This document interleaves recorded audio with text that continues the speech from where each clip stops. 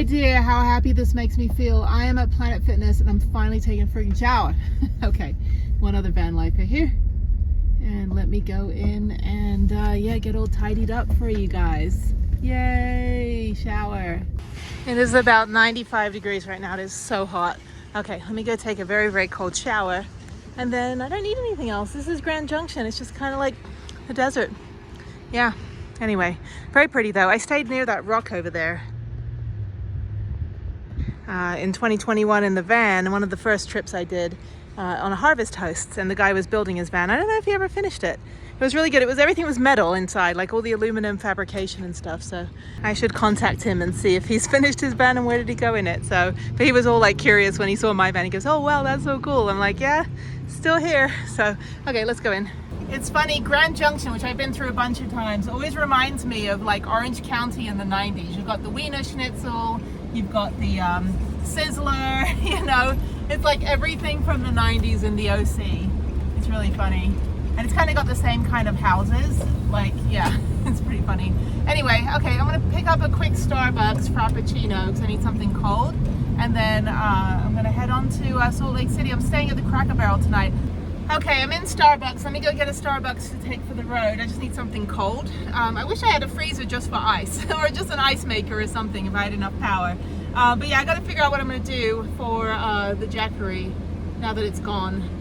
I've tried to reset it. Like, you're supposed to press the display button and the USB button for 13 seconds, and it came on, and then it said 100%, and then it's only taking like a quick 52 watt charge, and then it goes down to 0, and it hasn't done anything. And I had it charged like with the 12 volt down here, like this thing.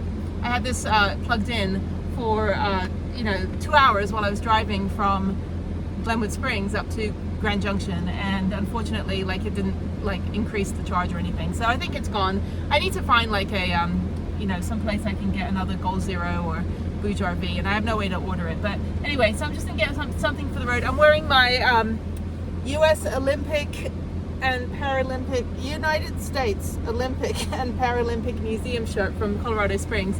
I didn't get a chance to go this time. I really wish I did, but I had to go to mountains and things and go ride mountain bikes. But I'll definitely go back and check out the museum. And what I love is that they put the Paralympians and the Olympians together in the exhibits. It's not like they've got one side as Paralympians and one side as able-bodied Olympians.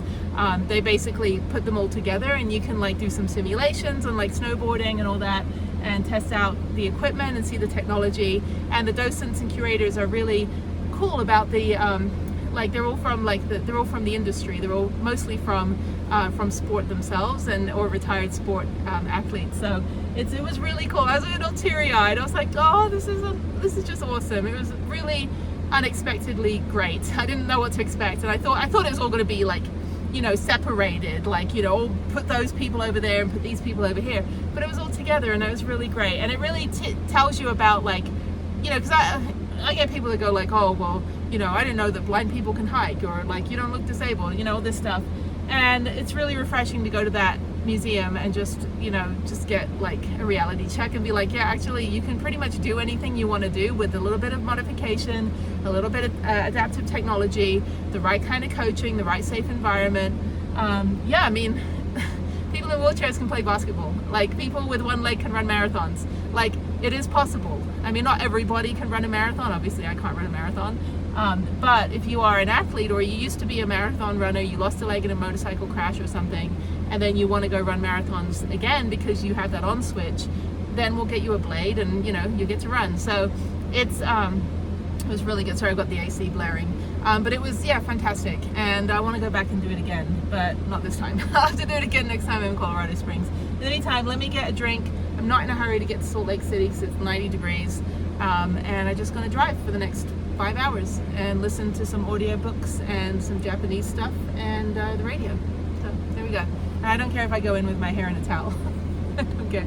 Anyway, it's so hot here. Let me go get my drinks, and I'll see you on the road. All right, we're entering Utah again for the second time this year. Hello, Utah. It's good to be back. All right. Okay, we're in Utah. What time zone am I in? I have no idea. I'm stopping for gas. There's 2 gas stations. Loves and loves. So little mini loves and big loves. Okay, I'm gonna go with big loves. So that's weird. Never seen that before. Anyway, okay. Yeah, so I'm just gonna stop for a minute. It is 100 degrees outside. I forgot that I'm gonna be driving through the entire Utah desert to get down here, but it's okay. So let me pull in here and get gas. Oh my god, it's so hot. I need to stop for a minute. So let me do that. I need to just park right here. I can't pull forward. Yeah, nothing like taking a shower and then going out into 100-degree heat. It's okay. And by the way, this blue liquid is the same stuff that's in the Powerade in the fridge in here. It's only at the gas station you get multiple blue liquids that all look exactly the same. Okay, let's go in. I don't need anything. I just want to stretch my legs and get some AC. Do they have ice cream? I wish they had like self-serve ice cream. That's what I like the best. Okay, let's see what they have here.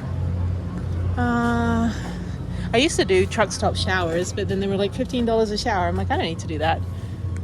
Who's this guy? I don't know any of those. All right. I don't need anything. There's the Piddly ice cream selection over here. I don't like any of those. I don't really like anything too sweet. They have fudge bars. They have ice cream. Do I want ice cream? No. I don't know. I don't know what I need. I don't need anything. It's gonna stand around for a minute. Then I need to get gas. But yeah. And by the way, if you have the Loves app, you get 10 cents off your gas, which is great. So maybe I'll get an ice cream. I still have 3 hours to go, and then I'm basically just gonna park up.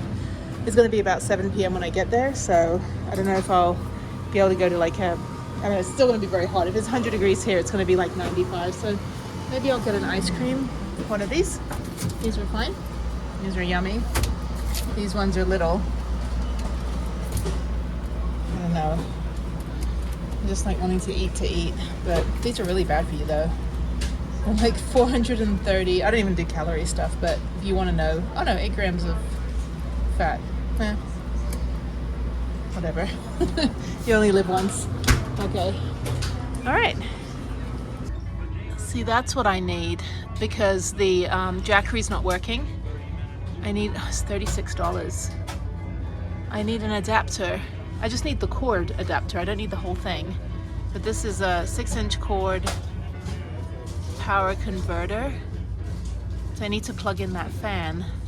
I won't be able to return it. They don't have any other. Oh, if they had an adapter here, that'd be great. And there's a fridge.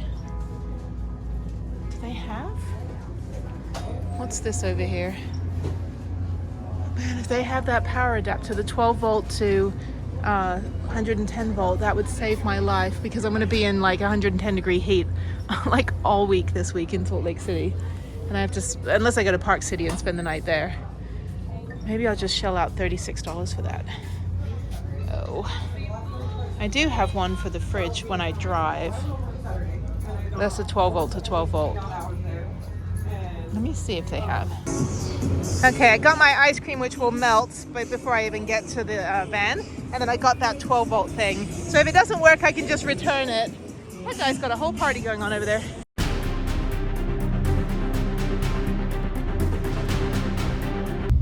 This is crazy. So this line going the other direction is like 4 miles long. And it's only a one-way, like 1-lane road back there. So we only had a few cars on our side. But this one, 2 lanes merging into 1 lane, there must be like 500 cars waiting. That is nuts. But, you know, they've got to repair the road. Actually, the road's pretty good. I've been driving for almost 3 hours. Now I've got 2 hours to go. I've got about 120 miles, 130 miles to Salt Lake City, and about 54 miles until I get to the I-15, which will take me straight up through Provo and up through to Salt Lake City. So yeah, not really in that much of a hurry. Again, it's very, very hot. It's now down to 90 degrees. It's cooling down. So yeah, I mean, I probably should have waited 5 hours in Grand Junction and done this later, but then I would be caught up in all this traffic. So I'd rather not drive at night anyway. But if I do have to go to Vegas in a couple weeks, go through there, I'll have to drive either like middle of the night or super, super early in the morning before it gets super hot. But yeah, so I don't know. Anyway, just kind of moseying on. But yeah, this is like the line to Mount Rainier. Last year, You go back and look at that video, the end of that video, it was like this time lapse of just like, you know, it's like a 10 miles of cars waiting to get into Mount Rainier National Park. But anyway, other than that, okay, this is the last guy. Yeah, people are just like standing outside their RVs back there. They're like, I'm gonna make a cup of tea and walk my dog. So you do you. I'm gonna keep driving. Luckily I wasn't on the busy side, so that's good.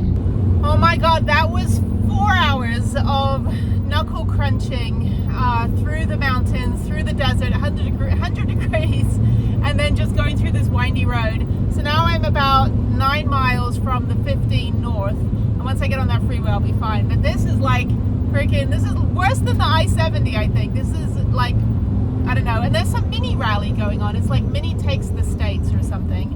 And there's a bunch of just like Hell's Angel type mini drivers, and they were going into oncoming traffic, and they were weaving in and out, and they were just driving erratically, and you know, driving in the slow lane and driving in the fast lane, like the opposite speeds for those lanes, and just really like, you know, I guess they were playing tag with each other or something. But there was probably about 7 or 8 of those mini cars, and I had a mini back in 2012 or like 2010, no, 2011 until 2013. I had a Mini Cooper, and they're fun little cars, but like they literally were, I mean, I just was like, I get the rallies, I've done rallies before too, but you don't like do that to the point where you're going to cause a crash. I mean, I was just I was trying to keep away from them, but they just like, they're like gremlins. They're just more and more of them kept appearing, and they've been like in this section of traffic since I was in the gas station at the Love Station. That's where they were all filling up, and I'm like, oh, MTTS, Mini Takes the States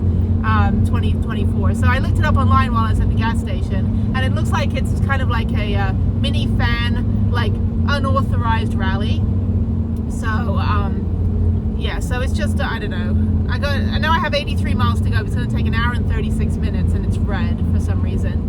But yeah, no, I mean, I get the rallies. I've seen like the rally, you know, like the Gumball rally, which is where you know, everyone gets speeding tickets and stuff. Oh, it's so cool, we got speeding tickets. I'm driving a Lamborghini. What the hell's a speeding ticket gonna do to me? You know, I get it, but to be among that traffic, like, yeah, it's just, it was terrifying. I'm like, I can't go anywhere in this humonga van to get out of your way. But they were tailgating, they were beeping, they were like, you know, basically like the Italian Job, like the Mark Wahlberg, Charlize Theron version of the movie. All right, I'm popping in Target for a little bit. I don't want to drive anymore. If it's going to be an hour and a half to go 70 miles, I might as well wait for traffic to die down. So I'm just going to go in here, get some proper AC. Oh, that was a drive through those mountains right there.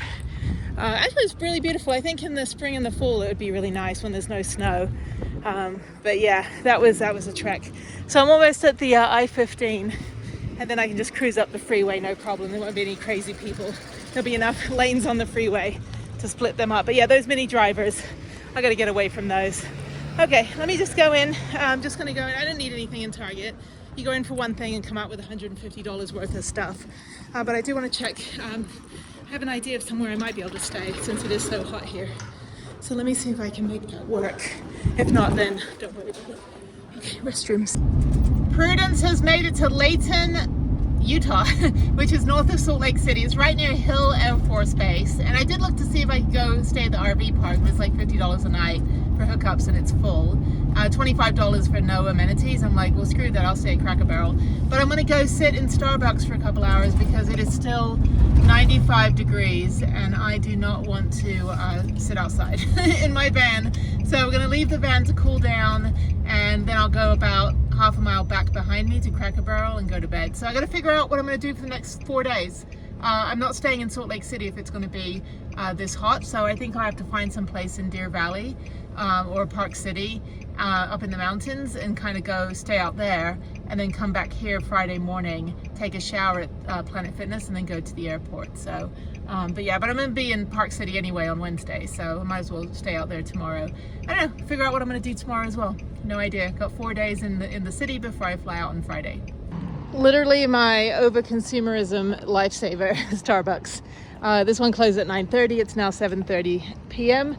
There's Prue getting a little bit extra sun, And I'm gonna go and sit in here. Hopefully it's freezing cold. Usually I hate it when it's cold, but I need cold. Okay. Floor is wet and there's a plug. All right, great.